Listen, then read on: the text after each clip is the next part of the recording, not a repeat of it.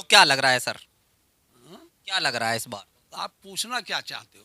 मैं पूछना चाहता हूँ कि दूसरी बात है, ब्राह्मण के यहाँ आने का मतलब है, ब्राह्मण बड़ा बौद्धिक होता है और बुद्धिमान और चतुर भी होता है। वो अनावश्यक किसी मीटिंग में जाके बैठता नहीं। जब उसकी मर्जी होती है कहीं किसी के बारे में कुछ करने की, तभी वो आता है। उसके यहाँ आने का, उपस्थिति का मतलब है कि वो परिवर्तन चाहता है। समाजवादी पार्टी ने पहले भी, आप अगर एनसीआरबी का डेटा उठा के देखें तो नेशनल क्राइम रिकॉर्ड्स ब्यूरो जो एमएचए की एक संस्था है, आज की तारीख में उनका जो डेटा आया है उसमें सबसे खराब स्थिति में। स्वागत है दोस्तों, मैं शाहिम हसन और आप देखना शुरू कर चुके हैं इंडिया प्लस न्यूज। लगातार इंडिया प्लस न्यूज की नजर उत्तर प्रदेश के विधानसभा चुनावों पर बनी हुई है, क्योंकि विधानसभा चुनाव उत्तर प्रदेश इसलिए महत्वपूर्ण है क्योंकि बंगाल में जिस तरीके से भारतीय जनता पार्टी की दशा हुई है, उसके बाद भारतीय जनता पार्टी लगातार चाहती है कि उत्तर प्रदेश में जो एनर्जी उन्होंने वहां खोई है उसको उत्तर प्रदेश में वापस से प्राप्त कर सके। लेकिन इस बार उत्तर प्रदेश में अगर ब्राह्मण वोटर्स की बात करें, वो ब्राह्मण जो 6 मुख्यमंत्री इस उत्तर प्रदेश को दे चुका है, वो ब्राह्मण जिसमें लगातार कई बड़े चेहरे, चाहे सत्ता किसी की भी हो, मंत्री पद संभाल चुके हैं। और तो और मेरे साथ एक ऐसे चेहरे, एक ऐसे बड़े नेता मौजूद हैं जिन्होंने, जिनकी अध्यक्षता में उत्तर प्रदेश में कई बड़े कानून बने, कई ऐसी योजनाएं निकली जिनको आज भी उत्तर प्रदेश याद करता है और यह कहता है कि जिस तरीके से माता प्रसाद पांडे जी ने विधानसभा चलाई, उसका एक अलग ही वानगी देखने को मिलती है। यहां पर अभिषेक मिश्रा भी मेरे साथ मौजूद हैं, क्योंकि ब्राह्मण वोटर्स अभी भी बीजेपी के पक्ष में पूरी तरीके से झुका हुआ है। बात अगर करें 2014 की, तो उसमें लगभग 82% भाजपा के पक्ष में गया, और अगर बात करें 2017 की, तो उसमें भी मात्र 6% के लगभग बसपा को मिला और 6-7% के लगभग ही सपा को मिला। अब अगर वापस लौट आता है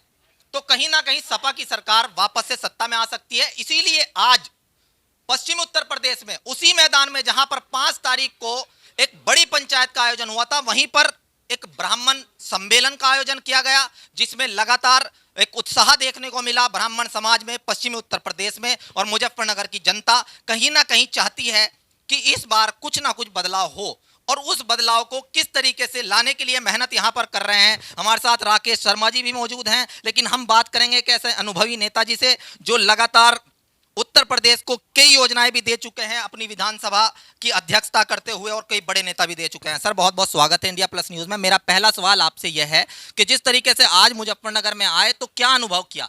वास्तव में आपकी जो बड़ा चेहरा, उसको देखते हुए ब्राह्मण पहुंचा, या वोटर्स के रूप में भी दिख रहा था उनका उत्साह? देखिए, अब ये यहाँ ब्राह्मण आए, मैं समझता हूँ राकेश शर्मा जी ने हम लोगों का आने का समाचार घर घर पहुँचाया, और उन्होंने उनसे आग्रह किया होगा कि आप वहाँ चलिए, कुछ नए परिवर्तन की बात सुनिए, और इस महाकुंभ में सबको इन्होंने इकट्ठा किया। इसलिए मैं इनको धन्यवाद और बधाई देता हूँ। दूसरी बात है, ब्राह्मण के यहाँ आने का मतलब है, ब्राह्मण बड़ा बौद्धिक होता है और बुद्धिमान और चतुर भी होता है। वो अनावश्यक किसी मीटिंग में जाके बैठता नहीं। जब उसकी मर्जी होती है कहीं किसी के बारे में कुछ करने की, तभी वो आता है। उसके यहाँ आने का, उपस्थिति का मतलब है कि वो परिवर्तन चाहता है, और परिवर्तन के लिए उत्तर प्रदेश में भाजपा के परिवर्तन के बाद मुख्य पार्टी समाजवादी पार्टी है और अखिलेश यादव है। तो ये चुनाव ब्राह्मण देख रहा है कि सब मुलायम उनके अखिलेश यादव जी के बीच में और योगी जी के बीच में होगा। तो वो जानता है योगी जी ब्राह्मण का कितना सम्मान करते हैं, इसलिए वो ब्राह्मण चाहता है योगी जी यहाँ से जाएं और अखिलेश जी आवें। 6 मंत्री हैं फिलहाल ब्राह्मण समाज के जो सरकार चल रही है सर, तो सम्मान तो है ना? देखिए, ऐसा नहीं है, मंत्री बनने से ही नहीं सम्मान होता है। मंत्री बनने के बाद आपको क्या करने की छूट है, ये भी देखना चाहिए।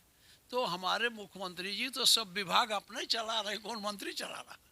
आप ही की बिरादरी के सतीश चंद्र मिश्रा भी लगातार मेहनत कर रहे हैं। बहुत दिन से चल रहे हैं, वो जो कुछ करते हैं अपने लिए करते हैं। तो क्या लग रहा है सर? हाँ? क्या लग रहा है इस बार? आप पूछना क्या चाहते हो? मैं पूछना चाहता हूं कि जनता को कुछ ऐसा आश्वासन मिले ताकि आपको नहीं लग रहा है, आप चौराहे पर जाइए, जनता से पूछिए क्या बोल रही है। जनता बोल रही है कि मुझे भारतीय जनता पार्टी को हटाना है और अखिलेश सिंह को लाना है। चलिए युवाओं की बात कर लेते हैं। अभिषेक मिश्रा हमारे साथ मौजूद हैं। सर, आपसे भी सवाल करना इसलिए जरूरी है क्योंकि युवा देख रहा है। टोक्यो ओलंपिक की अगर बात करें तो उत्तर प्रदेश सबसे बड़ा राज्य है, लेकिन उत्तर प्रदेश में से क्या रहा, तो इसलिए आपकी तरफ भी देख रहे हैं। आपसे भी सवाल जरूरी है। सवाल मेरा यही, युवाओं के लिए क्या लेकर आ रहे हैं आप? युवा आज दो चीजों में सबसे ज्यादा इंटरेस्टेड है। पहला शिक्षा और दूसरा रोजगार। दोनों चीजों पे समाजवादी पार्टी ने पहले भी काम किया था, फिर से काम करने जा रहे हैं। रोजगार सबसे महत्वपूर्ण मुद्दा है हमारे लिए। अगर एक चीज पे सबसे ज्यादा फोकस है आज राष्ट्रीय अध्यक्ष जी का, समाजवादी पार्टी का, तो हम लोग रोजगार की नई नीतियां, किस तरीके से एम्प्लॉयमेंट जनरेट किया जा सकता है मैन्युफैक्चरिंग सेक्टर में, फूड चेन प्रोसेसिंग सेक्टर में, चाहे बाकी हमारा जो हथकरघा उद्योग है उसमें, चाहे टेक्सटाइल्स हैं, फैब्रिक्स हैं, हर सेक्टर में किस तरीके से रोजगार पैदा होगा और सरकार में किस तरह नौकरियां निकले, उस पर हम काम करने जा रहे हैं। आउटसोर्सिंग की नीतियों पर भी अगर दोबारा विचार करने की जरूरत होगी तो उस पर विचार करेंगे। संविदा की नीतियों पर विचार करना होगा, उस पर विचार करेंगे। समाजवादी पार्टी पूरी ताकत से रोजगार पे काम करेगी और लाखों लाखों रोजगार आपको सृजित करके लोगों को नौकरी देने काम करेंगे। यही उद्देश्य। मेरे पास जो रोजगार के बाद पैसा आता है उसे कोई रास्ते में छीन ना ले, वो डर लगातार बना रहता था। लेकिन भारतीय जनता पार्टी के राज में कहीं ना कहीं लोगों का कहना है कि वो दूर हो। आप क्या करेंगे सुरक्षा के लिए? समाजवादी पार्टी ने पहले भी, आप अगर एनसीआरबी का डेटा उठा के देखें तो नेशनल क्राइम रिकॉर्ड्स ब्यूरो जो एमएचए की एक संस्था है, आज की तारीख में उनका जो डेटा आया है उसमें सबसे खराब स्थिति में, चाहे क्राइम अगेंस्ट विमेन की बात हो, हीनियस क्राइम्स की बात हो, मर्डर्स की बात हो, पेटी क्राइम्स की बात हो, चोरी और फिरौती की बात हो, किडनैपिंग की बात हो, सब चीजों में सबसे ज्यादा खराब परफॉर्मेंस अगर रही है तो उत्तर प्रदेश की रही है। और ये भारत सरकार का डेटा है। और ये सिर्फ वो डेटा है जो जिस तरीके से जो रजिस्टर हो रहा है, जो थानों पे मुकदमे नहीं लिखे जा रहे, जिस तरीके से भाजपा संरक्षित गुंडों को आज की तारीख में जेल से एक अपना साम्राज्य चलाने की छूट दे दी गई है। जेल में रह करके लोग पूरा अपना साम्राज्य चला रहे हैं, किडनैपिंग का साम्राज्य चला रहे हैं। आपने देखा किस तरीके से अफसरों को मारा जा रहा है, अफसरों को, आईपीएस अफसरों तक के घरों पे हमले हो रहे हैं, भारतीय जनता पार्टी के लोग हमला कर रहे हैं। तो इतनी खराब व्यवस्था पुलिस और प्रशासन की, लॉ एंड ऑर्डर की कभी नहीं रही। जनता त्राही त्राही कर रही है, पुलिस के करप्शन से तंग आ चुकी है। पुलिस का करप्शन 8वें आसमान पे पहुंच गया है। हर तरीके से जनता ने मन बना लिया है कि अब की समाजवादियों का वक्त है। तो यहाँ पर आप देख सकते हैं कि काफी लंबी वार्ता यहाँ पर की है विस्तार से, लेकिन इनका आना इसलिए भी महत्वपूर्ण है क्योंकि अगर बात करें तो यहाँ से जो माता प्रसाद पांडे हैं वो एक ऐसा मैसेज भी लेकर जाएंगे जिससे कहीं ना कहीं जो यहाँ के नेता स्थानीय उनकी छवि भी बनेगी। अब वो छवि किस प्रकार की बनती है ये तो वो तय करेंगे। लेकिन यहाँ पर जिस तरीके से आप देख सकते हैं चंदन सिंह चौहान के आवास पर आए थे, यहाँ से क्या उनको मैसेज मिला, क्या स्थानीय समस्याएं जो हैं वो बताई गई, ये जरूरी है। अगर बात करें स्थानीय समस्याओं की तो उत्तर प्रदेश में किसान बहुत अधिक बहुसंख्यक है। त्यागी जी, कैमरे के आगे चल के आप क्या साबित करना चाह रहे?